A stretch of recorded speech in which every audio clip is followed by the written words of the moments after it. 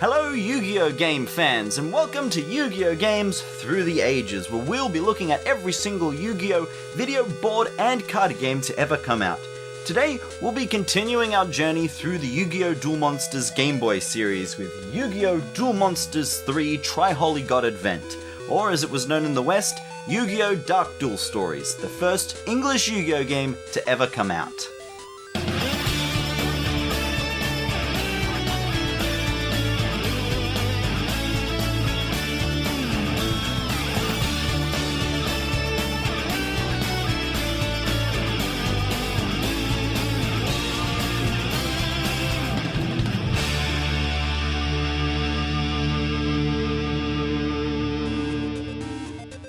Wait a minute, didn't we do Dark Duel Stories last time? Well, if you'd actually watched my damn video, you'd know how it all works, but for the sake of completeness, I'll go over it again.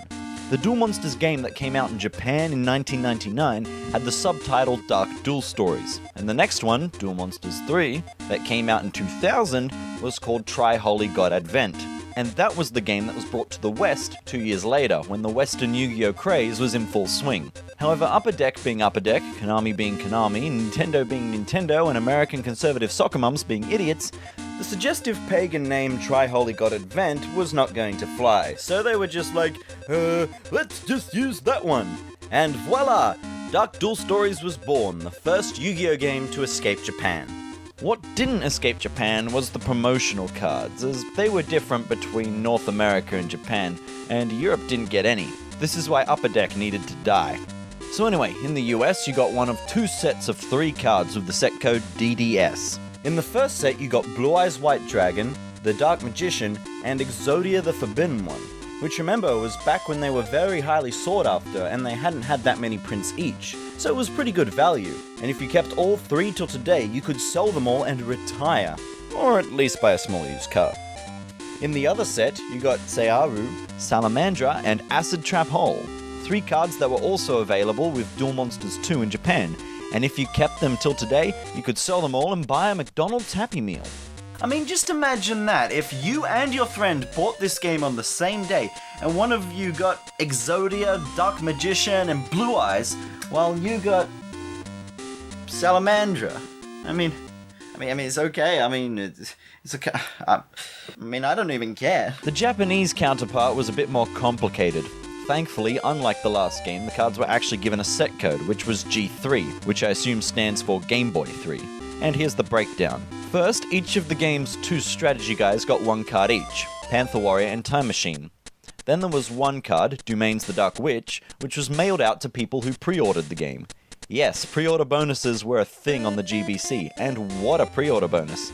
This is a level 4 1800 vanilla beta that was available in Japan 3 years before Dark Blade, in an age where vanilla beatdown was one of the most common deck types. There was also a competition using the game, which might be a video in itself one day, that gave out Dark Magician Girl with the same set number in both rare and secret rare to participants, and a sample version of the card was distributed to Shonen Jump employees, and is worth 1/10 of the amount of the actual prize card, which is worth how much? Screw the money, I want cards. This is because this card is in fact the first ever printing of what has become the most collectible card in all of Yu-Gi-Oh! Finally, with the actual game, you got 3 cards out of the following pool. Sinister Serpent, Widespread Ruin, Goblin Fan, Gamma Sword Oath, Gamma Sword, Alpha the Magnet Warrior, Beta the Magnet Warrior, Insect Queen, and Cybertech Alligator.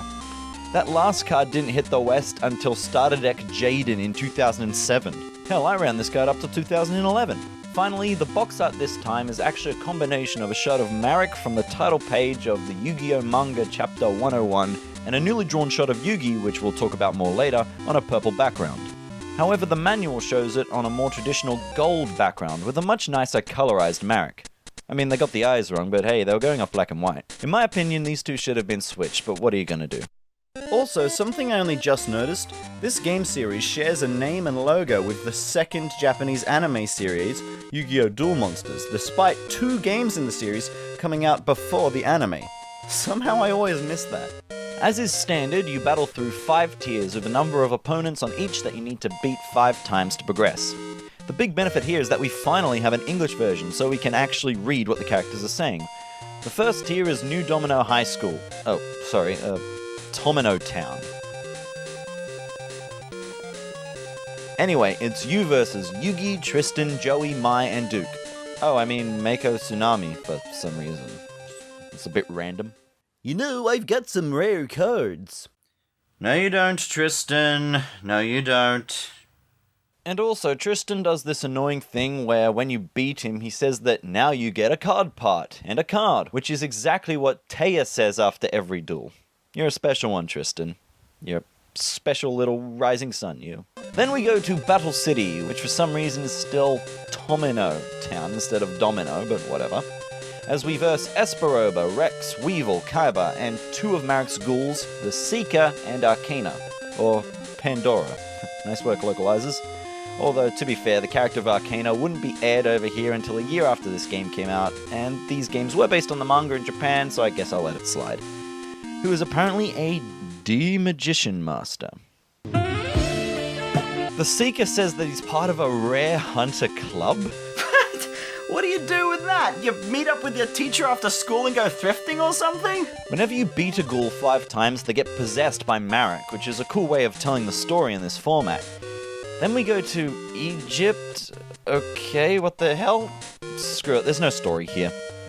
Isis, you're looking decidedly less evil than your previous descendant.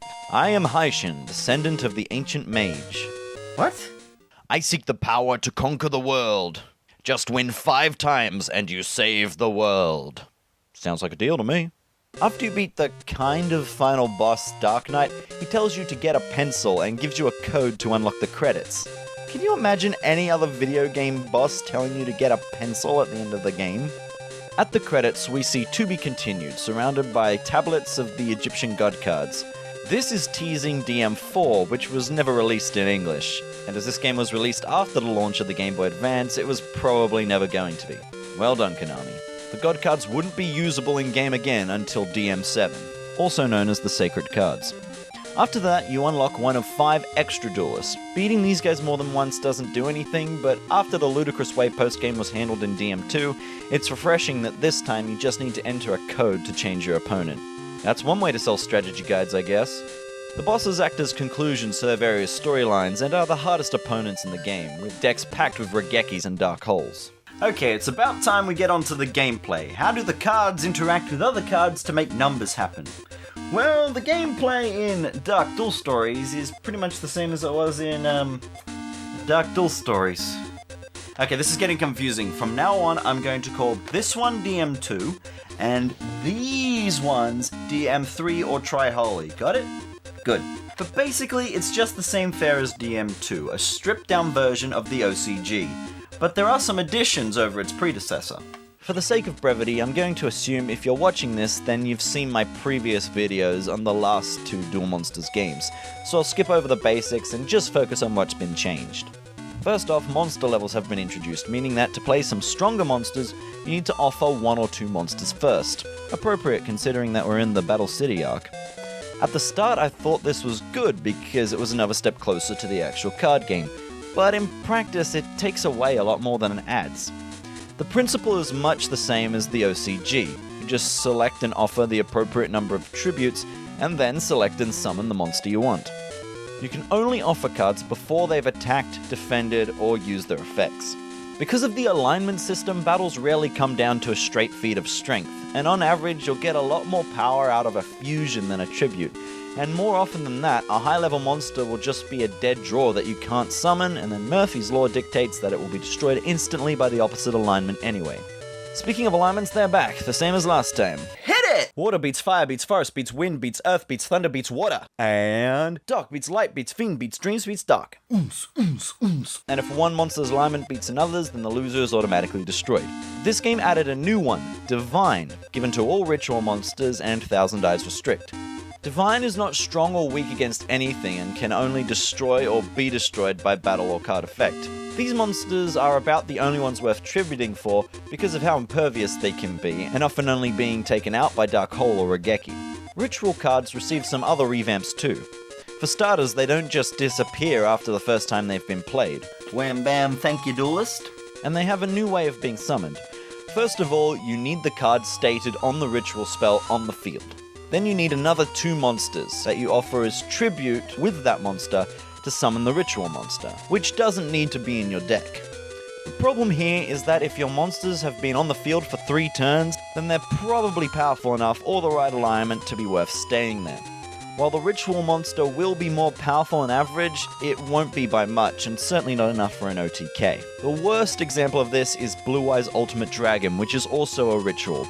Let me walk you through the theoretical process of trying to summon this thing. First you need to summon 2 monsters, then wait until you draw your first Blue Eyes, and tribute them to summon it. Summon 2 more monsters, wait for your next Blue Eyes, tribute those 2 to summon it.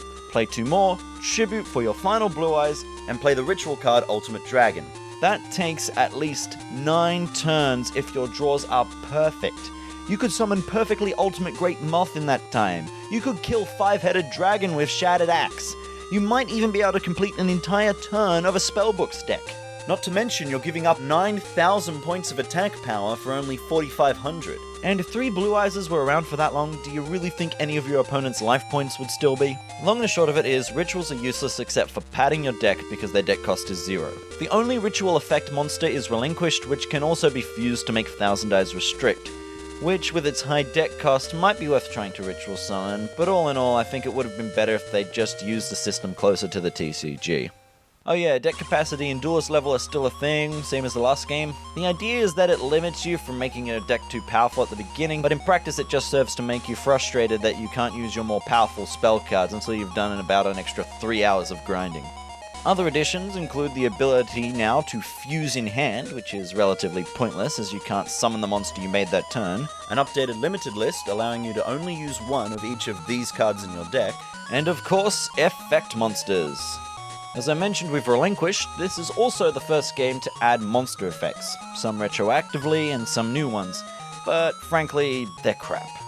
Most of them just power up certain other cards or act as field cards, which is relatively useless with the alignment system, and barely any of them have their real-world effects. And there are a bunch that should have effects, but don't.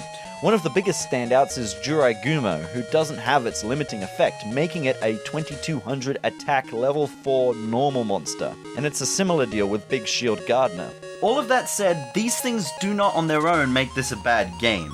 If that's where it ended, then the English translation and the visual upgrade would easily make this game more appealing than its predecessors. But where the real problem of this game lies, in my opinion, is the increase from 720 to 800 cards. But surely more cards are better, right? Well, the introduction of levels makes a lot of previously powerful monsters a lot less so, adding them to the glut. And when you only get 1 card for every victory, that makes it less likely that you'll get ones worthwhile, and makes grinding even more of a chore. Any monster level 5 or 6 that doesn't have at least 2200 points is a dead draw on all but the weakest opponents, and 2 tributes need at least 3000 to be worth considering. Otherwise, you're better off with something weaker that you can either throw in defense mode or use the alignment of. This wipes out most of the new monsters and over 100 more that you'll be earning while trying to grind mid-game, and all they'll do is uselessly sit in your trunk. To further hamper card variety, unlike previous games, you have a set starter deck as opposed to a slightly randomized one, and it has no magical trap cards.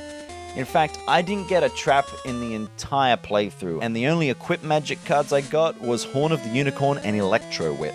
I also got no field spells, and what few magic cards I got were often too high level for me to use until near the end of the game. One thing I didn't want for was rituals, but I didn't get the relevant monsters for any of them. Frankly, it's boring. There's a password you can enter to get Grandpa to give you an extra card at the end of each duel, and if you play this game, I definitely think you should use it. I didn't, and I regret it. It just halves your grinding time. In fact, I recommend the use of passwords in general. You get 1 copy of any card by entering its 8-digit passcode, and unlike DM2, it doesn't decrease your duelist level, so there's no downsides. It just makes you less bored. Even the Prima Guide suggests this. The slow card acquisition is mitigated a little by a feature unique to DM3, card construction. After every win, Taya gives you both a card and a card part. any two of which can be combined together to make a new normal monster card, which are mostly below level 5 and can have any combination of types and alignments except Divine, can't be used in fusioning, and can have up to 2000 attack. Well, that's most of the monster cards in the game down the toilet. I'm exaggerating, it's not quite that easy to get the good stuff, but I do have very mixed feelings about this. On the one hand, it gives you a chance to get a bunch of monsters really easily with high points, and of the alignments you need, rather than waiting for a lucky drop.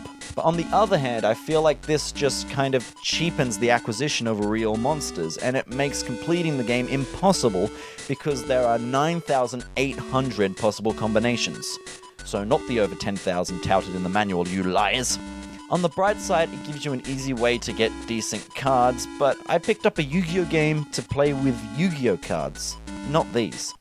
Kinda feels like they were trying to fix a problem rather than actually add content, honestly.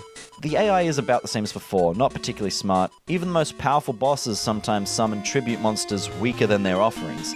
And when the card zones start to fill up, their decision-making speed slows to a crawl.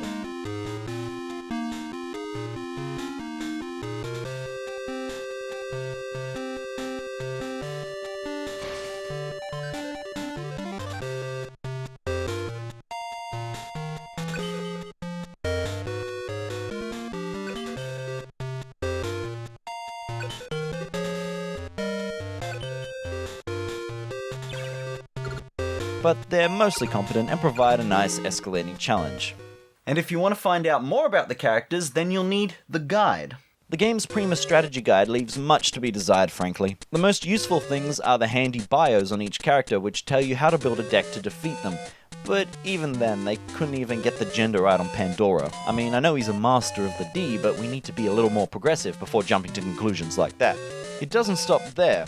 They also get a bunch of names wrong, most baffling of which calling Haishin Sly Sheen, which seems to be the only source that the guy who wrote the wiki page used.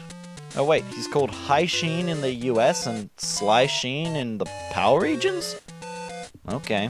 It's also missing a lot of things that would have been really important, like prize card drop rates, and a list of the best construction cards, the Grandpa Code, and it doesn't do too good a job of describing how fusions work, and only makes a token attempt at a list. What it does have, though, are all the codes you need to complete the post-game, and a complete list of the cards and their password, which is needed to get the few cards which don't have them on the IRL card, like Gate Guardian. Unfortunately, none of these cards are color-coded into Monster Magic and Trap, even though they are in the game, so it's hard to tell what they are as you flip through at a glance. Also, some of the higher level card artworks are in black and white, as if the screenshots were taken when the player wasn't a high enough level to use them. Ironically, it seems this guide is far more useful for DM1 and 2 than the game it was actually written for. And with that, we make our way to the trivia. Coming back to the image of Yugi on the cover, there are a number of errors. His deck box is missing from his second belt, and for that matter, so is the latch. The puzzle is attached to a rope despite the clear chain around his neck. His neck belt is missing its studs. His jacket has become a cape, note the lack of sleeves. His bracelets are blue with silver diamond studs instead of black with gold round studs. He only has 3 fingers on his right hand, and for some reason he's also wearing bangles. And before you ask, no, he didn't dress like this in the manga. Except for the cape, jury's still out on that one. I'm pretty sure the guy who wrote the English manual never played the game at all. It's full of errors like calling Fiend evil, calling points factors, and despite this being the first Yu-Gi-Oh game released outside of Japan, it makes many references to specific features that have changed from DM2 to DM3, like no longer needing to give up duelist level to use passwords. Smacks of a cheap translation job to me. Also, that guy totally hacked this game, but not to get the debug mode as described on the cutting room floor page. That would only get them 200 of each card in the trunk, meaning these screenshots probably just used a Game Shark or something. Also, oddly, the Japanese copy only has 40 of each card and a maxed out deck cost. DM2 had 250 though, but DM1 seems pretty legit. And speaking of debug mode... Damn it, I am on point with these segues today. The construction card 369, Tyrant Medium, is believed to be a card used for debugging purposes, as it is unaffected by equip cards and field spells, and ignores Spellbinding Circle and Shadow Spell. Also, keen-eared fans may recognize the music from the multiplayer duels.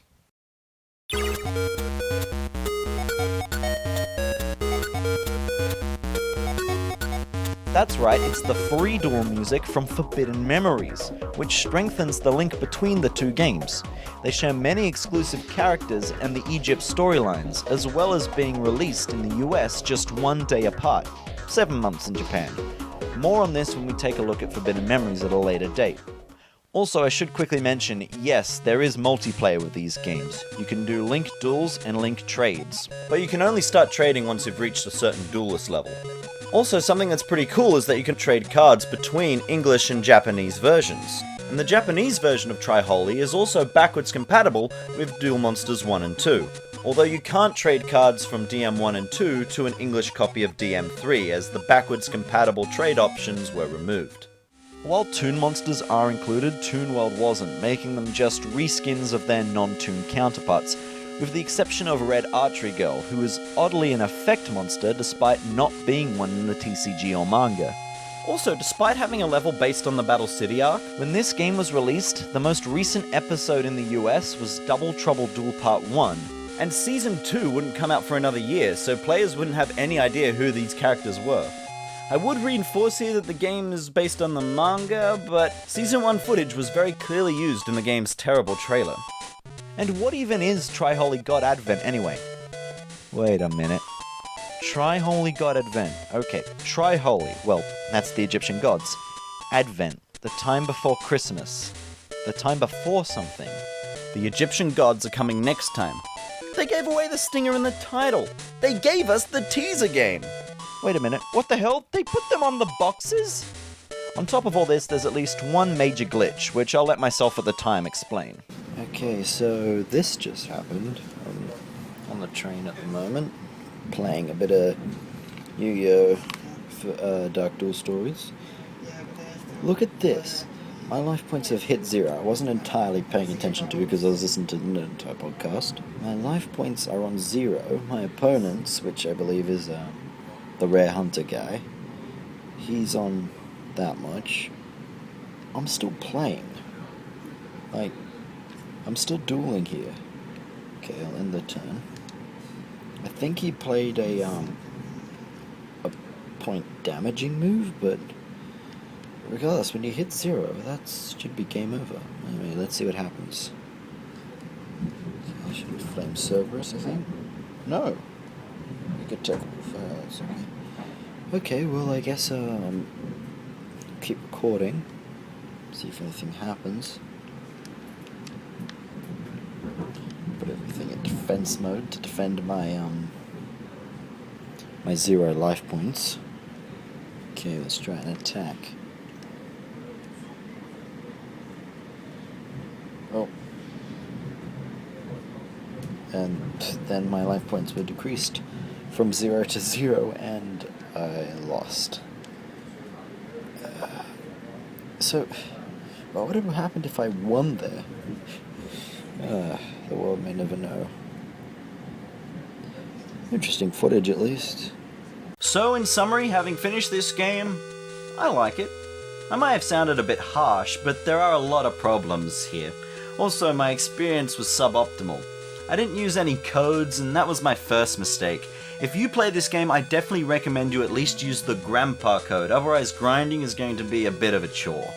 Ultimately, for single player, I don't think that this game is better than DM2, at least if you're willing to learn the types and alignments and all that sort of stuff. But for multiplayer, this game is probably actually better if you use the increased deck cost yield to get some decent cards, and you'll probably have a decent bit of fun, but wouldn't you rather be playing something else? Indeed, why didn't they just give us something else? This game was the first Yu-Gi-Oh! Game to receive an international release, but even then it was the worst selling in the series. DM4, the 20th best-selling Game Boy game of all time, had been out for over a year, and DM5 had been out for at least 8 months. Both games appear to be superior and were bestsellers on their respective systems, making this game just seem a bit unnecessary. Worthy of study, of course, but ultimately not much more than that. But at the end of the day, the Pojo Unofficial Yu-Gi-Oh! Guide of 2006, the book where I first ever heard about this game over 10 years ago, sums it up better than I ever could. Yu-Gi-Oh! Dark Duel Stories. 1 star. This game is lame. It's time for Game Boy Advance. Well, it's not quite time for Game Boy Advance for us just yet.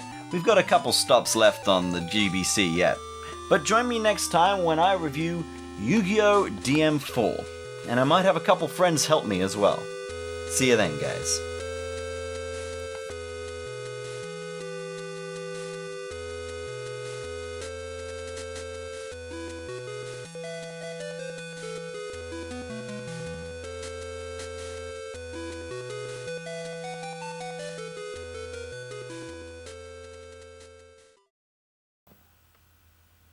I mean, imagine that. I mean, like...